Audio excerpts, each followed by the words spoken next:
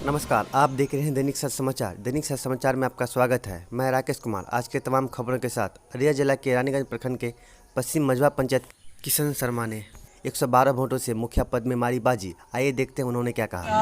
आप देख रहे हैं दैनिक सच समाचार। मैं हूं राकेश कुमार। अररिया जिला के रानीगंज प्रखंड अंतर्गत मझवा पश्चिम पंचायत में अभी हम मौजूद हैं नवनिर्वाचित मुखिया जी के निज निवास में, और इनसे हम जानने की प्रयास करेंगे उनकी प्रारंभिक शिक्षा कहाँ हुई।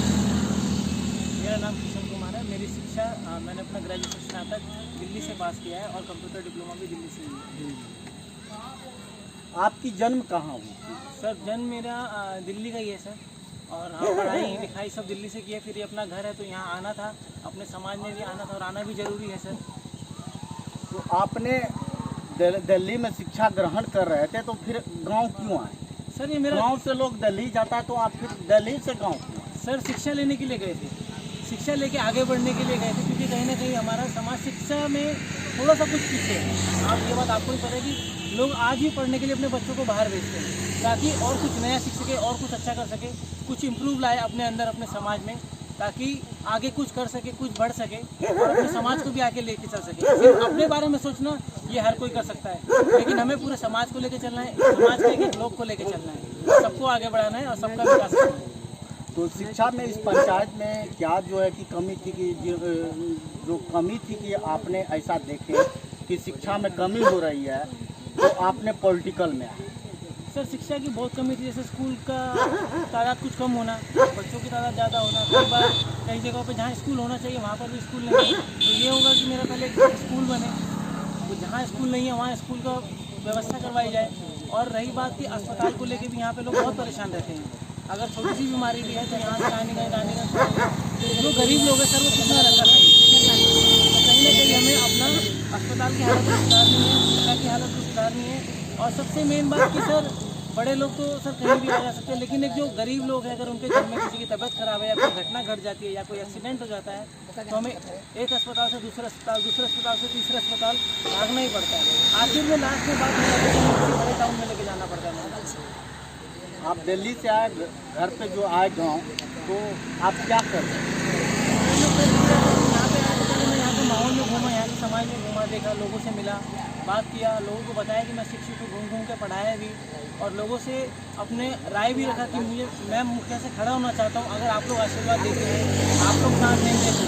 क्योंकि मैं बहुत गरीब और बहुत ही सर लोएस्ट फैमिली से हूँ, बहुत ही साधारण परिवार से हूँ।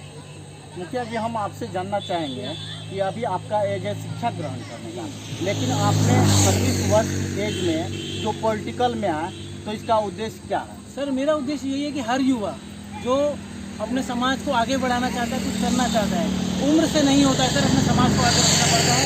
अपने बारे में ही नहीं सर, सबके बारे में सोच के चलना है। और युवा ऐसा है कि अपने समाज को, अपने देश को, अपने गाँव को, एक एक गली को चाहे तो वो विकास कर सकता है।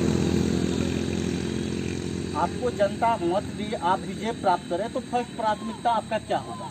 सर मेरी फर्स्ट प्राथमिकता तो यही होगी कि मैं जनता के एक एक घर पे जाऊं। जिस तरीके से मैं वोट के लिए गया था और जिस तरीके से उन लोगों ने मेरा साथ दिया, मैं एक एक के घर पे जाऊंगा, एक एक की परेशानी और एक एक का दिक्कत, किसके पास क्या परेशानी है, क्या दिक्कत है, वो हल करने की पूरी कोशिश करूँगा। और उसमें मेरा साथ मेरे पूरे समाज के लोग दे रहे हैं और देंगे भी। आपने अभी सुना होगा कि मुखिया जी के मुखार बिंदु से उन्होंने बताया कि पॉलिटिकल में आने की मेरा कारण था कि यहाँ की शिक्षा में कमी पाई गई थी, इसलिए मुखिया जी का कहना है कि हम शिक्षा में सुधार करेंगे। जो ये स्टूडेंट रह चुके हैं, यहाँ दिल्ली में स्टूडेंट रह चुके हैं, फिर गांव में भी स्टूडेंट रह चुके हैं, शिक्षा में इनको पता चला कि बदहाली हो रही है, इसलिए मुखिया जी ने अपना कदम उठाया। ट्यूशन पढ़ाते हुए घर घर डोर टू डोर जा कर के उन्होंने आशीर्वाद पहले ही कि हम भी नॉमिनेशन करना चाहते हैं और आप लोग का आशीर्वाद हुई तो मैं नामांकन करूंगा।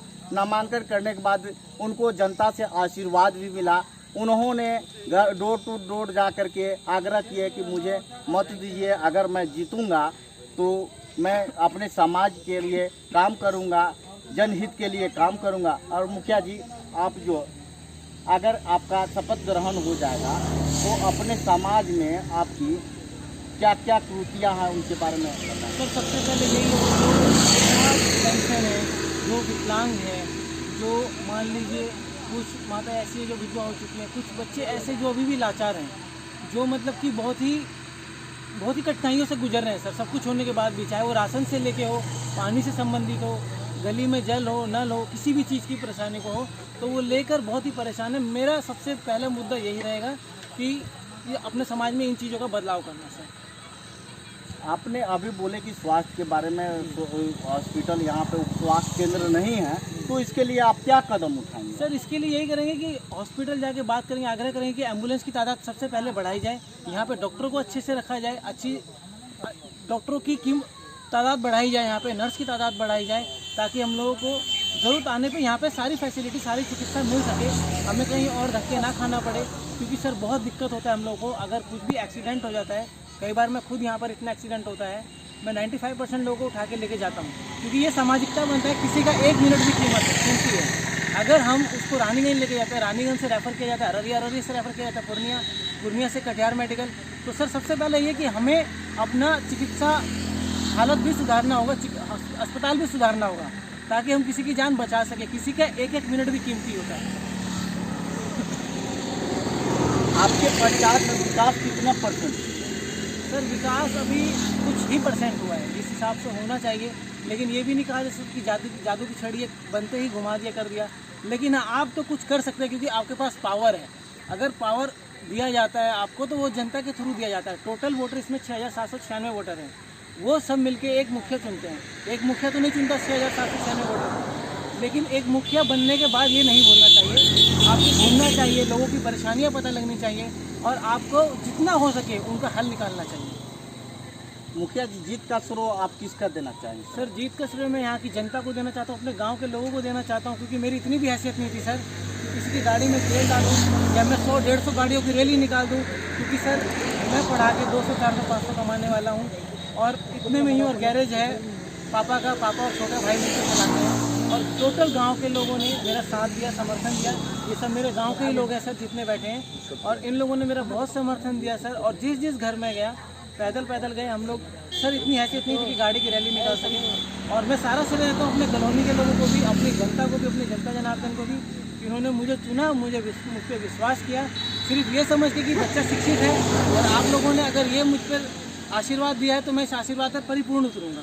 मुखिया जी, ये जानना चाहेंगे आपसे कि आपका वेल्डिंग दुकान है जी, तो वेल्डिंग दुकान है, तो इनमें आप भी कार्य कर रहे थे? जी पापा सर, का सहयोग कर रहे थे? जी सर, हथौड़ा चलाता था, घन चलाता था, कई बार हाथ से खून आ जाता था, क्योंकि कभी सर जीवन में चलाया नहीं, क्योंकि एक बचपन से बाहर पढ़ रहे थे, कभी ऐसा लाचारी, कभी ऐसा गरीबी से पाला नहीं पड़ा था। पापा कितना दुख उठा के पढ़ा रहे थे, ये बात हमें भी नहीं पता चलने देते थे, लेकिन जब खुद पे बीतता है, अपने पर आता है, तो हमने वो भी किया। लेकिन शिक्षा ऐसा चीज़ है कि अपने आप को कभी किसी चीज़ में नीचा ये नहीं समझना चाहिए कि हम काम जो है नीचा करें या ऊपर करें।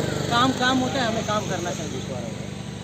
आर्थिक स्थिति इतनी कमज़ोर थी, फिर भी आपका लक्ष्य कैसे हुआ कि हम जो है कि मुखिया में नामांकन कराएं और मुखिया का प्रत्याशी बने?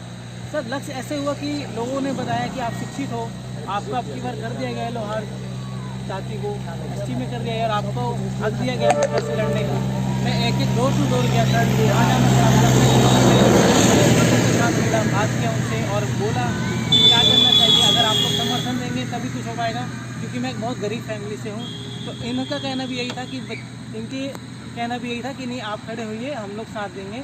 एक घर, एक आदमी आपके साथ खड़ा है, आपको कुछ भी दिक्कत नहीं होने देंगे। नॉमिनेशन तक से लेके सर जीतने तक का पूरे गांव ने चंदा मिला के, पूरे गांव के लोगों का मैं शुक्रिया अदा करता हूँ, शुक्रगुजार हूँ कि उन्होंने मेरे लिए किया। मेरे वर्मा कॉलोनी को मैं सत नमन करता हूँ, अपने पंचायत को सत नमन करता हूँ। मुखिया जी, देखा गया कि इस पंचायत में लाखों करोड़ों तक खर्च किए, लेकिन आपकी आर्थिक स्थिति दयनीय थी, लेकिन आपने इस समाज में जो है कितनी राशि खर्च किए चुनाव में? सर राशि मैं आपको फिर वही बोलना चाहूँगा कि पैदल चलते थे, तो इसमें मेरे से भी बोला गया, अरे बड़े बड़े नेता खड़े होते हैं यहाँ, तो बहुत पैसे खर्चा हो जाता है। लोग मेरे को डराए भी देते हैं कि बहुत पैसा खर्चा होता है, तुम्हारे बस की नहीं है ये।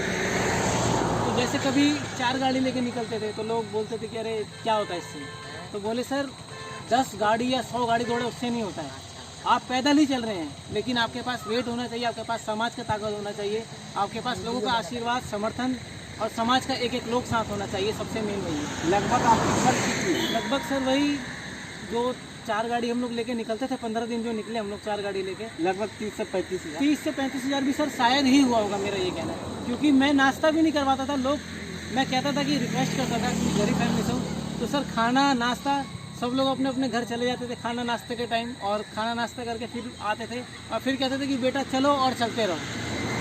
मुखिया जी का आपने बातों को सुना, मुखार बिंदु को मुखिया जी अभी बताए कि 30 से 35 हज़ार रुपया मैंने खर्च किया। आर्थिक स्थिति कमज़ोर होने के कारण मेरे पास पैसा नहीं था, लेकिन यहाँ की जनता जो अपना नाश्ता, चाय, पेट्रोल डाल करके मेरा प्रचार किए और मैं विजय प्राप्त किया। विजय प्राप्त करने के बाद मैंने विकास करूँगा। तो ये गरीब परिवार से है, तो गरीब दर्द को इन्होंने जाना है और गरीब परिवार से गुजरे हैं, तो इन्होंने विकास करेंगे, यही कहना चाह रहे हैं मुखिया जी। हम अभी मिलाने जा रहे हैं इनकी मुखिया जी, नवनिर्वाचित मुखिया जी हैं, उनके प्रस्तावक से कि क्या क्या परेशानियां हुई और कैसे मुखिया जी इतनी कम एज में इस बार बाजी मारी। मुखिया जी शिक्षित थे, पढ़े लिखे, युवा शक्ति एक संगठन सबको जोड़ के हम लोग चले, एक समाज एक साथ में चले। जो परेशानी था सबके साथ था, अपना पेट्रोल, अपना खर्चा जो भी हुआ नाश्ता समाज को बता। क्या लग रहा है मुखिया जी, आपका विजय प्राप्त होने तो जो है पंचायत के लिए विकास करेंगे? विकास करेंगे। आप लोगों को पूर्ण विश्वास है? विश्वास है। आपका परिचय क्या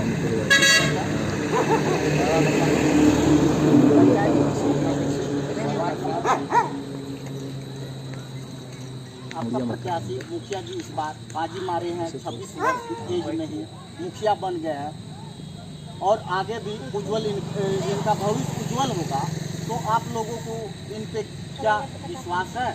हाँ, पूर्ण विश्वास है।